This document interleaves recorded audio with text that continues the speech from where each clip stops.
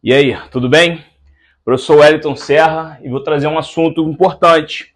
Eu gosto bastante, particularmente, que é a equação, tá? A gente está falando aqui grosseiramente de equação do primeiro grau, depois, porque quando aparecer a letra, que seria a incógnita, o termo desconhecido, o maior expoente dele é 1, tá? E por isso a gente vai dizer que é uma equação do primeiro grau. Tudo bem?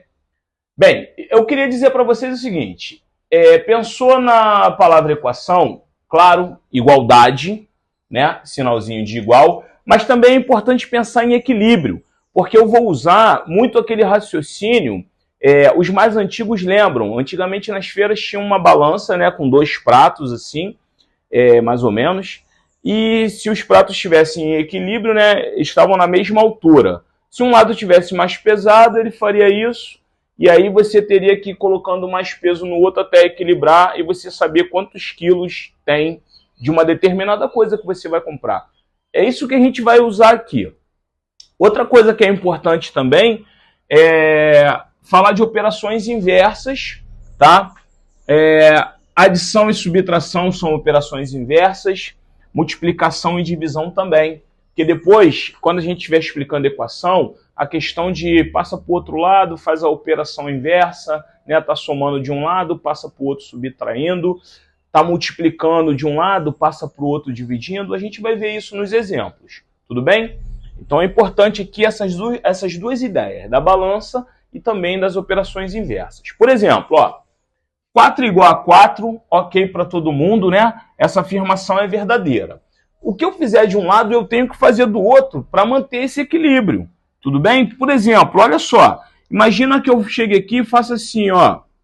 Vou somar 5 dos dois lados. Então, ó, vou somar 5 aqui. E, para não acontecer o desequilíbrio, eu tenho que somar 5 do outro lado também. E aí a gente vai ver o seguinte.